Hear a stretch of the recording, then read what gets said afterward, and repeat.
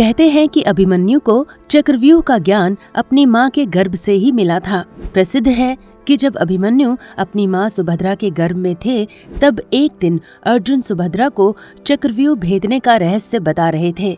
अर्जुन ने सुभद्रा को चक्रव्यूह के अंदर जाने का रहस्य तो बता दिया था, लेकिन जब वो चक्रव्यूह से बाहर निकलने का रहस्य बता रहे थे तो सुभद्रा को नींद आ गई और अर्जुन चक्रव्यूह से बाहर निकलने का रहस्य बताने से चूक गए।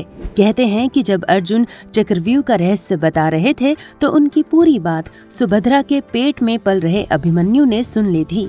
कहते हैं कि यही वजह थी कि अभिमन्यु को चक्रव्यूह के अंदर जाने का मार्ग तो पता था, लेकिन उससे बाहर निकलने का मार्ग वो नहीं जान पाए थे, क्योंकि सुभद्रा को नींद आ गई थी और अर्जुन ने पूरा रहस्य नहीं बताया था।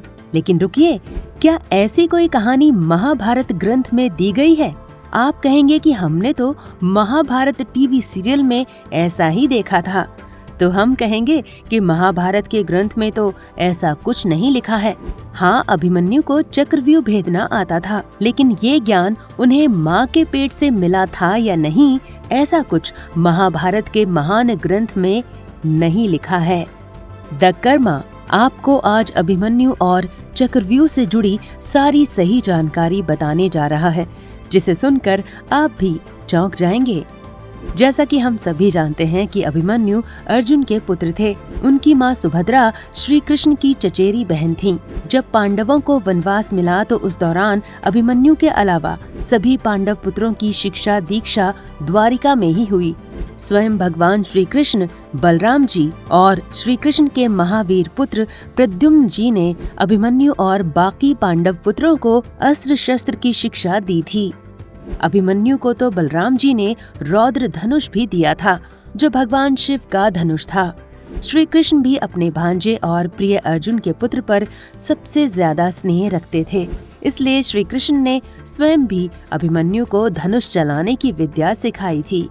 इसके अलावा श्री कृष्ण के पुत्र और महावीरों में महावीर प्रद्युम्न जी ने भी अभिमन्यु को विशेष रूप से शस्त्रों की शिक्षा दी थी। यहाँ तक कि अर्जुन ने भी वनवास जाने से पहले अपने पुत्र अभिमन्यु को धनुर्विद्या के सारे रहस्य बताए थे। इस प्रकार अभिमन्यु बहुत कम उम्र में ही महान धनुर्धर बन गए थे। महाभारत के द्रोण पर्व में द्रोणाचार्य तो अभिमन्यु को अर्जुन से भी बड़ा धुरंधर बताते हैं। दोस्तों, हम महाभारत सीरियल में अभिमन्यु को उस वक्त देखते हैं जब चक्रव्यूह भेदने की बात आती है, लेकिन महाभारत को पढ़ने वाले जानते हैं कि अभिमन्यु ने महाभारत के युद्ध के पहले दिन से ही भयंकर युद्ध शुरू कर दिया था। उसने लाखों वीरों को अपने पराक्रम से मार डाला था। 18 दिन के महाभारत के महायुद्ध में 13 दिन तक अभिमन्यु ने भी महाभारत के युद्ध में अपने महान पराक्रम का प्रदर्शन किया था। महाभारत की कथा के अनुसार अभिमन्यु ने तो कर्ण को भी कई बार पराजित किया था। लेकिन महाभारत के 13वें दिन जब द्रोणाचार्य ने चक्रव्यूह की रचना की तो जानबूझकर अर्जुन को दूसरे राजाओं के साथ युद्ध में फंसा दिया, ताकि राजा युधिष्ठिर को चक्रव्यूह के जरिए पकड़ा जा सके। ऐसे में जब युधिष्ठिर इस बात से चिंतित थे कि अर्जुन के अलावा अब चक्रव्यूह को कौन भेदेगा, तो अभिमन्यु सामने आते हैं और कहते हैं, उपदिष्टो हि मे पित्रा योगिनी कविशातने नोत्सहे हि विनिर्गन्तुम अहम कस्यांचिदापदी। यहाँ पर अभिमन्यु कहते हैं कि पिताजी ने मुझे चक्रव्यूह भेदन की विधि बताई है, पर किसी आपत्ति में पड़ जाने पर मैं उस व्यूह से बाहर नहीं निकल सकता। तो इस बात से स्पष्ट हो जाता है कि अभिमन्यु को अर्जुन ने ही चक्रव्यूह के अंदर जाने का रहस्य बताया था। लेकिन ये स्पष्ट नहीं है कि अभिमन्यु को ये ज्ञान माँ के पेट से मिला था या फिर जब वो छोटे थे तब अर्जुन ने उन्हें ये सिखाया था। तो अभिमन्यु की बात सुनकर महाराज युधिष्ठिर कहते हैं कि तुम हमारे लिए मार्ग बना दो, बाकी हम सब संभाल लेंगे। इसके बाद अर्जुन पुत्र ने ऐसा युद्ध किया जो कि देखने योग्य था। अभिमन्यु तो चक्रव्यूह में प्रवेश कर जाता है, पर पांडवों को जयद्रथ अंदर प्रवेश नहीं करने देता। ऐसा वो इसलिए कर पाता है क्योंकि उसको महादेव का वरदान था। लेकिन अभिमन्यु 6 चरण पार करने के बाद 7वें और अंतिम चरण पर पहुंचता है तो उसे दुर्योधन, जयद्रथ आदि 7 महारथी घेर लेते हैं। फिर भी अभिमन्यु साहसपूर्ण उनसे लड़ते रहते हैं। कौरव पक्ष के महारथी मिलकर उनके रथ और अस्त्र शस्त्र को नष्ट कर देते हैं। इसके बाद भी अभिमन्यु का साहस कम नहीं होता और वो एक हाथ में तलवार लेकर और दूसरे हाथ में रथ का चक्का लेकर युद्ध जारी रखते हैं।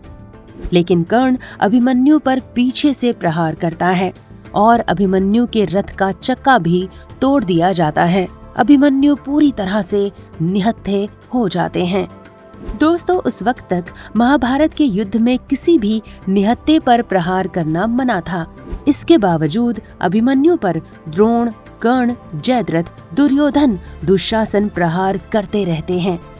आखिर में दुशासन का एक बेटा पीछे से अभिमन्यु के सिर पर गदा से प्रहार करता है और अभिमन्यु युद्ध में वीर गति को प्राप्त हो जाते हैं।